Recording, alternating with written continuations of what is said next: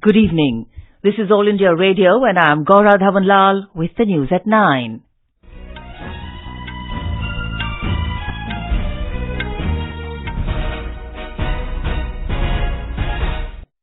The headlines. Home Minister Amit Shah reiterates statehood of Jammu and Kashmir will be restored after improvement in security situation. India receives first tranche of Swiss bank account details of its nationals under automatic exchange of information framework. Withdrawal of nominations ends in poll-bound Maharashtra and Haryana. 46 teams of Central Pollution Control Board to monitor pollution levels in Delhi-NCR, says Environment Minister Prakash Javadekar. Nobel Prize for Medicine jointly awarded to William G. Kaelin Jr. and Gregg L. Semenza of US and Sir Peter J. Ratcliffe of Britain. And Maha Navami celebrated with traditional fervour across the country.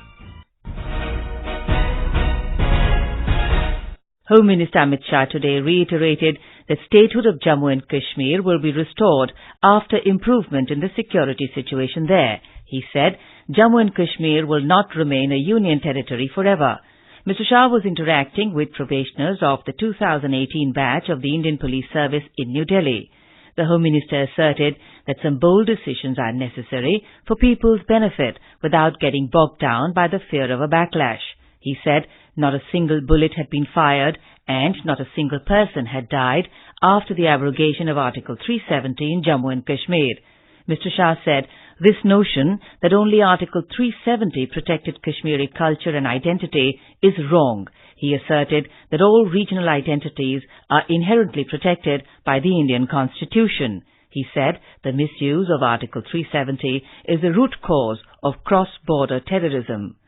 Referring to the National Register of Citizens NRC, which is being updated in Assam, the Home Minister said the NRC was essential not just for national security, but for good governance as well. He said the NRC must not be seen as a political exercise, but a constitutional one, as it is very important to have a National Register of Citizens in order to ensure that benefits of development reach all our citizens. India has received the first tranche of details about financial accounts of its nationals in Swiss banks under the new Automatic Exchange of Information (AEOI) framework between the two countries. It marks a significant milestone in the fight against black money suspected to be stashed abroad. A spokesperson of Switzerland's Federal Tax Administration FTA said India figures among 75 countries with which FTA has exchanged information on financial accounts within the framework of global standards on AEOI. The next exchange will take place in September 2020. Withdrawal of nominations for the assembly elections in Maharashtra and Haryana ended today. In Maharashtra, at least 3,028 candidates will be in the fray. Addressing a press conference in Mumbai, Additional Chief Electoral Officer Dilip Shinde said the figure does not include candidates contesting from Buldana, Satara and Pune districts, as that list is still being compiled. The Congress and NCP today released a joint manifesto in Mumbai. The manifesto promises a 5,000 rupee monthly allowance to the educated unemployed, complete and immediate loan waiver to farmers, and 80% of jobs to locals in new industries. Out of the total 288 seats, the Congress is contesting on 144, while the NCP is contesting on 122, leaving the other seats to smaller parties. In Haryana, former State Finance Minister and senior Congress leader Professor Sampath Singh has resigned from the party. Addressing the media in Hisar, Mr. Singh accused the Congress leaders of selling tickets and fencing seats in the state.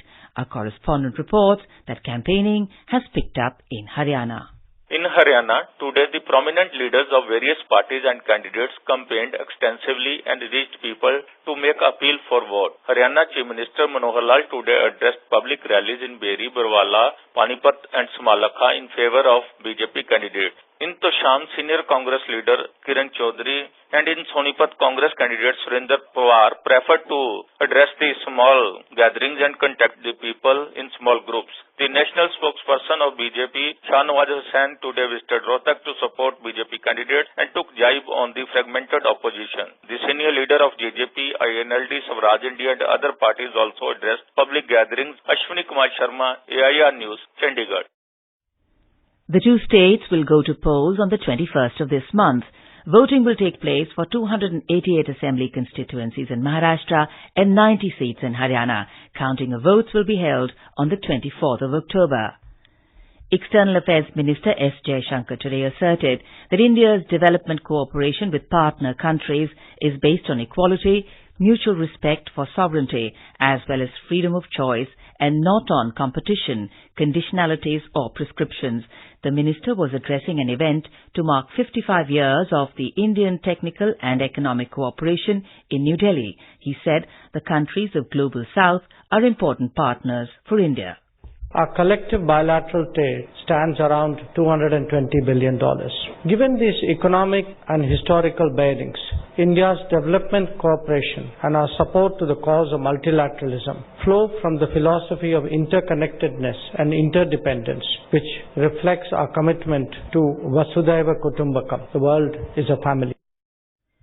Revenue Secretary Ajay Bhushan Pandey today inaugurated the National E-Assessment Centre and Regional E-Assessment Centres.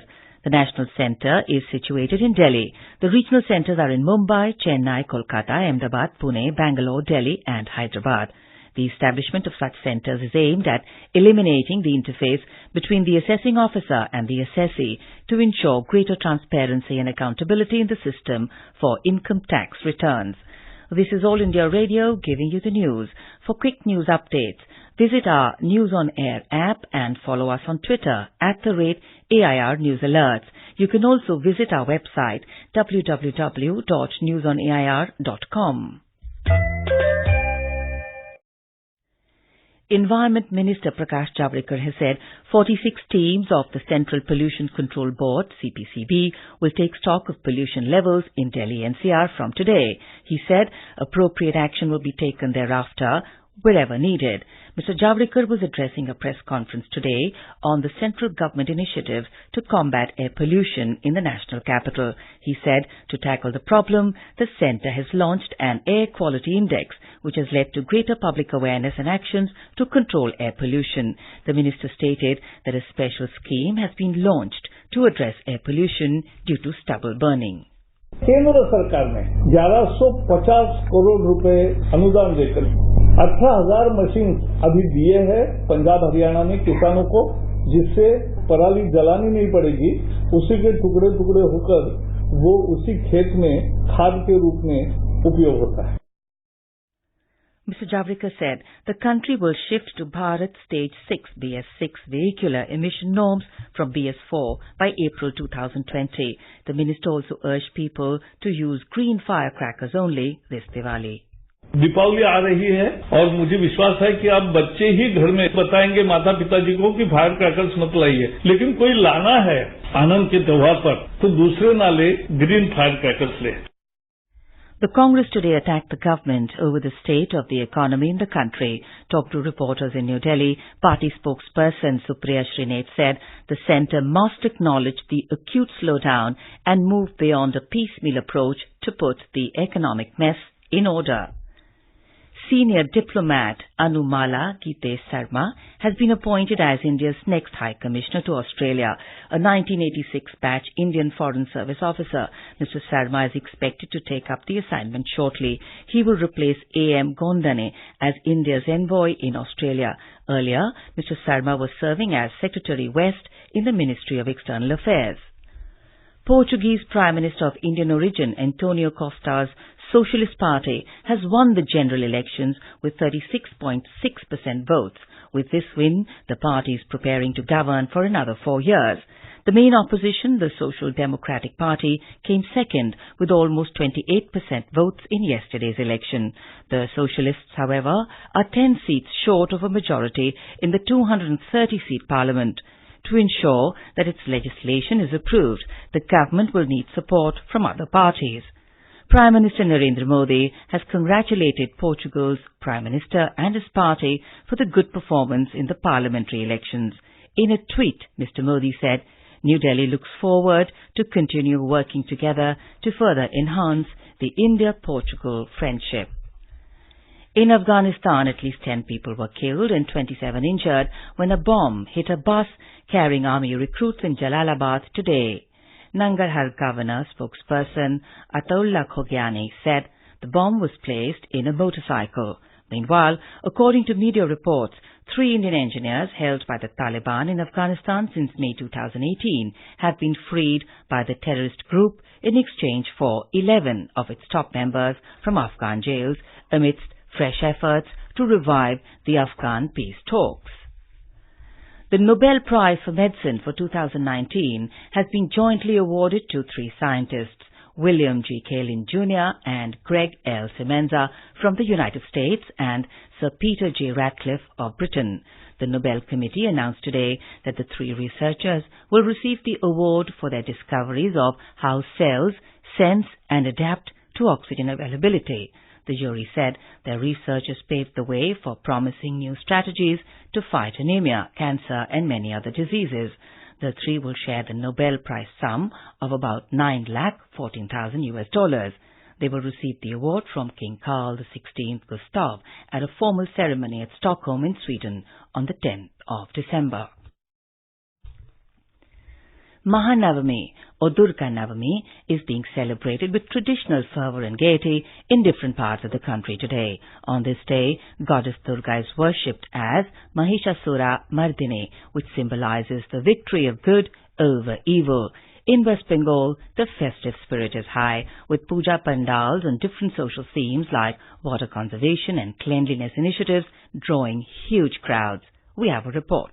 As fine weather prevails, the festive spirit has reached its peak on Maha Navami day, with thousands of people flocking different community puja pandals. As the day progressed into evening, the city lit up with illuminations. The organizers of all the major community pujas are facing difficulties to manage crowd which began to swell from afternoon. Long queues are seen at popular puja pandal. Traffic on all major roads have virtually come to a standstill as revelers poured onto streets to have a glimpse of Devi Durga. Arijit Chakraborty, AIR News, Kolkata. Prime Minister Narendra Modi has greeted people on the occasion of Maha Navami. Vijayadashmi, also known as Dussehra, will be celebrated across the country tomorrow. The festival is celebrated to remember Lord Ram's victory over Ravan, making the triumph of good over evil. The day also marks the culmination of Navaratri and Durga Puja. In Karnataka, the historical city of Mysuru will host the famous elephant procession on Vijayadashmi tomorrow that attracts tourists from around the world. Our correspondent reports the procession also marks the culmination of the 10-day Dussehra festivities in the city. After the Astra Puja today, Mysuru is getting ready for the grand procession tomorrow. The caparisoned elephant Arjuna carrying goddess Sri Chamundeshwari idol in the 750 kg golden howdah will lead memorable procession along with 11 other elephants through of Mysore city from the city palace to Banni Mantapa. Following the elephants will be 39 tableau, cultural troops, NCC cadets, police and home guards personnel. After the procession, a torchlight parade is also organized as is customary. Sudhindra, AIR News, Bengaluru. President Ramnath Kovind and Vice President M. Venkaiah Naidu have greeted people on the eve of Dussehra. The News Services Division of All India Radio in its weekly bilingual live phone-in program Public Speak will bring you a discussion tonight on Jal Shakti Abhiyan and water conservation. This can be heard on FM Gold channel and additional frequencies from 9:30 p.m. And now, before we close, the headlines once again. Home Minister Amit Shah reiterates statehood of Jammu and Kashmir will be restored after improvement in security situation. India receives first tranche of Swiss bank account details of its nationals under automatic exchange of information framework. Withdrawal of nominations ends in poll-bound Maharashtra and Haryana. 46 teams of Central Pollution Control Board to monitor pollution levels in Delhi-NCR, says Environment Minister Prakash Javadekar. Nobel Prize for Medicine jointly awarded to William G. Kaelin Jr. and Gregg L. Semenza of US and Sir Peter J. Ratcliffe of Britain. And Maha Navami celebrated with traditional fervour across the country. And that is all in the news at 9. Good night.